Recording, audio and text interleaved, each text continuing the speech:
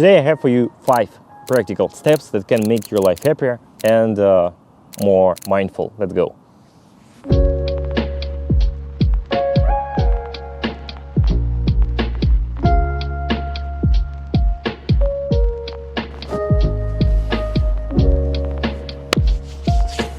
So, for the last 12 years I've been doing a lot. Like, mostly it was around design stuff. I was a UX/UI designer, worked in big companies, tried freelancing, and not just tried, like worked successfully, and then started my own design agency, taught about 1,000 students like how to do UX/UI design, how to earn money and all that stuff.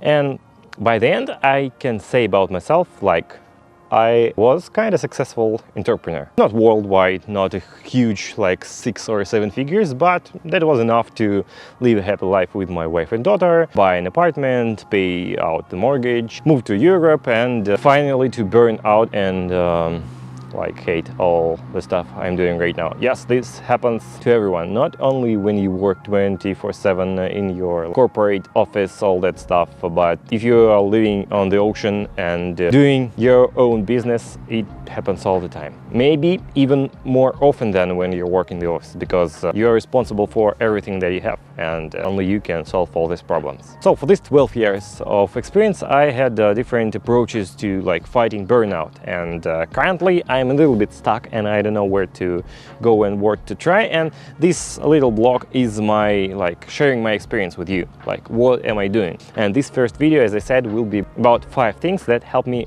right now to fight this burnout and to be more mindful. So I tried therapy, I tried working with a business coach, with a marketing coach, with other different specialists, and this was okay, this was sometimes great, and it helped me to like stay on the track and not lose myself in all this anxiety and burnouts. But the main thing I missed all the time I worked with all these therapists or coaches is a specific list of things or steps I should do to get out of this shit. I know I don't blame like therapists or other guys, because it's how therapy works. They don't usually give you the actual steps what to do. They help you to find this by your own. And this is the goal of my today's video. I'm not going to give you some theoretical or abstract stuff to do. I will give you 5 things that helps me right now. This is actual practical methods and tools that I use. Let's go. And the first thing is, like, I don't know if you do it already or not. If not, start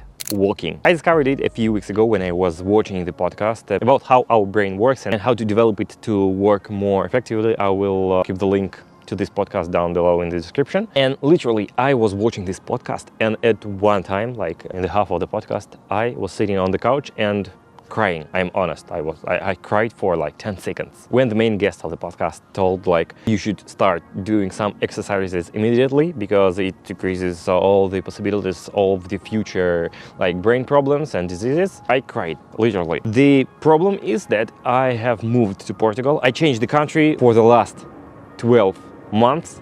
I haven't done any exercise. I haven't been running. I did nothing. I was just sitting because I had this mindset that I have no time for exercise right now. I need to focus on work. I am in a new country. I need to pay for my like apartment, for the lease, for baby schools and all that stuff. The exercises and walking and all this stuff is a luxury for me. When I just came to Lisbon, I bought the e-scooter, like this electronic one, and I was moving really fast in Lisbon. But then I realized that I burned 0 calories while like being on this scooter. And it's that simple. Lisbon is quite small city. When you live in the center, you can literally like get to every necessary place by your legs. And that's what I started. And at this point I realized 2 important things. First is about exercises. You burn calories. Even like your 30-minute walk will give you a better mood, enough hormones, and you will be happier than you were before walk. I mean, it's just regular walk on the city streets, not the hike in the mountains, because for some people it may be hard. And of course I could set a goal for myself, like in 1 year complete the Ironman marathon, but it's not how it works. For me, these small steps help to go like step by step, 1 step at a time, how they usually say. Not to complete a huge marathon, but right now give me enough mood to work. And the second part is that now I have at least 20-30 minutes before and after work when I can do some tasks that I not actually like doing while sitting with a laptop. For example, today is November 1st and I had to send some papers, I had to send salaries, I had to pay some subscriptions, and this usually takes a lot of time, like when you're sitting with a laptop and want to start working on the tasks you like, but you have to do it because it's the 1st of November, it's the end of the month. And when I had additional 20-30 minutes before work, I used my phone and solved all these tasks, and this is quite a great feeling that you start working with a few tasks already completed. This simple discovery for me that I really liked, and I put it into my note.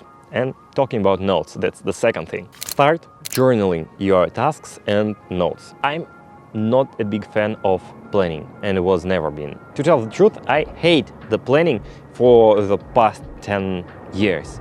Because I had this feeling like every time I plan something, I put it into my notes or into my special app for planning, and I usually set some goals and they usually not happen. I cannot achieve them, like some of them, and after that I feel frustrated, like I failed again, I cannot complete my own goals, and like why am I so terrible entrepreneur? That's how I felt before I started journaling like simple tiny tasks for the next day or for the current day. Not for the year, not for the 5 years, not for the month, but for the next day. I just had this feeling that I want to go to stationery shop and find the dot grid notebook. It's really popular for designers, and I decided I really liked it, and so I found the one, brought it home and opened it and realized it's not just a simple notebook. It's a bullet journal notebook. You can call it a framework for setting the tasks for your month, for your day. Some people think it's just the system you should strictly follow and you'll be happy. But I feel it more like a tool that helps you organize your tasks, and it's scalable for future. So I started doing it, and the first day, of course, I had a lot of inspiration and filled a few pages, but then less pages. But then again, I felt some inspiration from other stuff, and then I used ChatGPT to generate for me some ideas for my Instagram and put it into my notes. Not only tasks, but some ideas.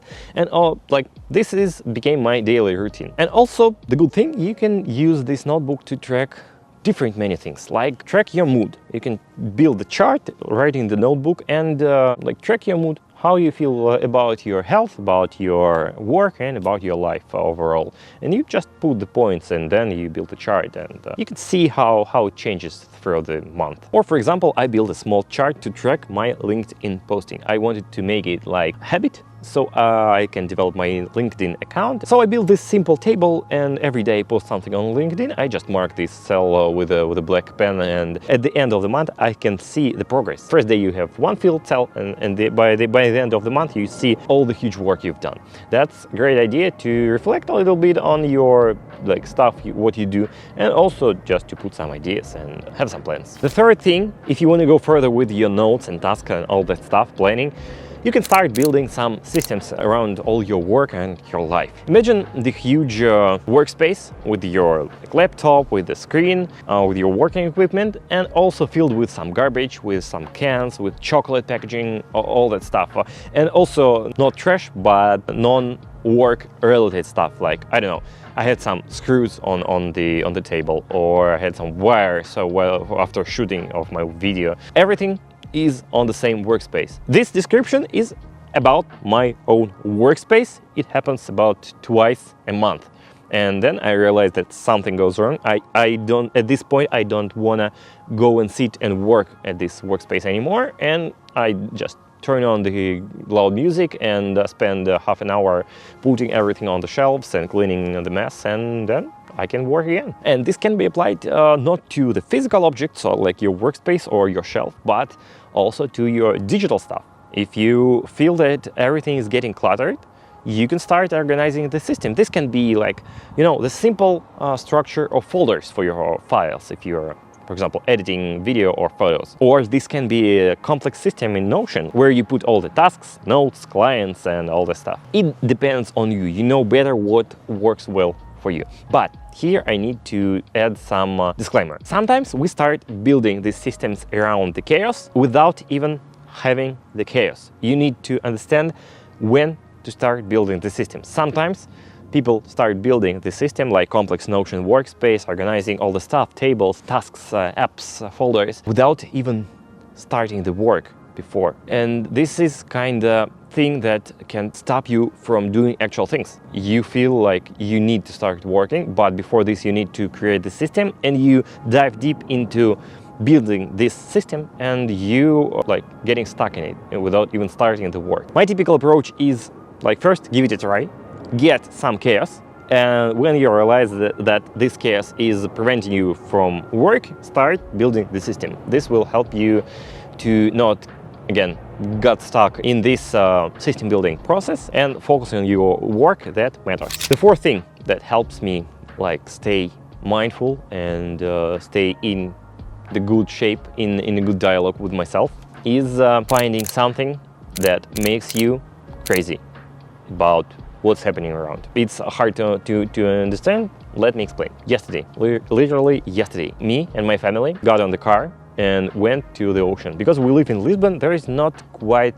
a lot nature around. This is the only place I found to shoot this video without a lot of people, like for being on my own. And I'm the person that usually get huge amount of inspiration from nature. We went to the ocean, like a few dozens of kilometers from Lisbon, and decided to get on the sunset on the ocean. And this was a dramatic experience for me. I usually visit ocean right now like a few times, not a month, maybe once a month. That's like will be the happiest month if I visit once a month. This feeling of nature, I don't know how to explain this. Nature, mountains, ocean, something huge like trees usually makes me feel that I'm the tiny molecule in this infinite universe. And at the same time, all my problems are also this tiny, like even smaller than me in this universe. And yesterday I had this feeling. I just stayed in the ocean with my feet in the cold water.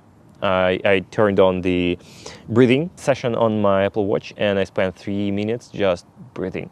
And I closed my eyes, and when I opened it again, the sun was already down, and I just realized that this was one of the happiest days for the last, I don't know, few weeks, maybe months. So my idea here is find something that drives you crazy and add it to your life at least once a month, usually, and better once a week. It will be more efficient. It's not about nature only. If you're this kind of person like me, this may be nature for you, and try to find some spots that inspire you.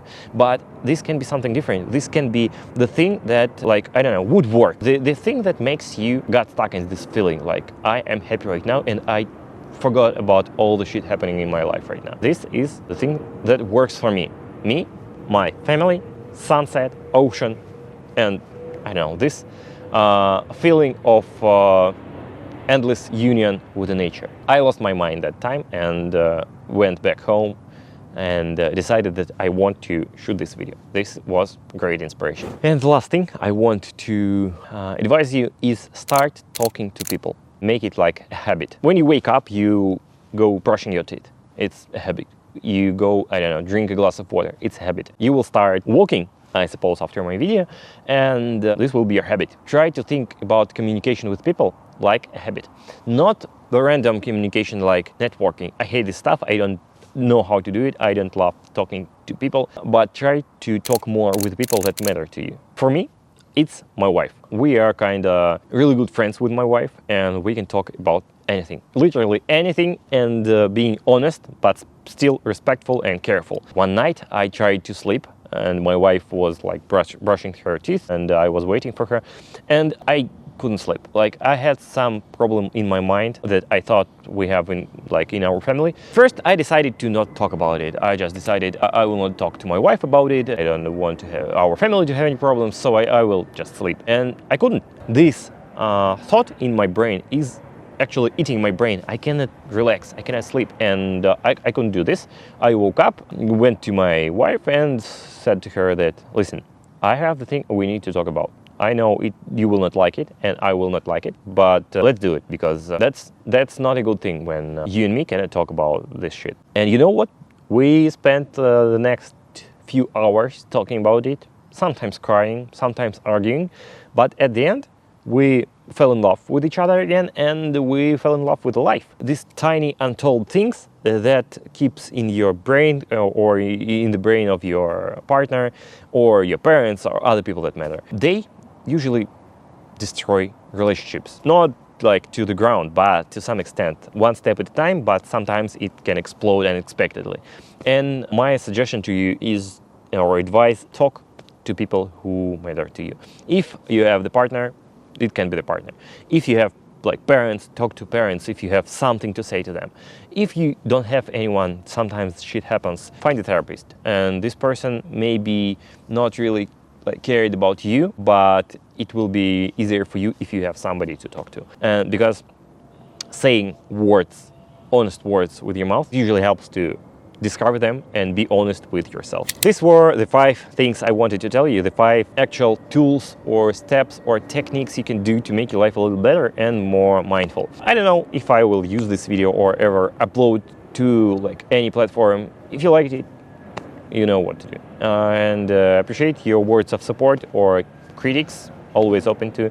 And sorry for my English, I'm kind of worried about it because I have never recorded a video in English for that long. So I hope you loved it and share your comments. Stay tuned.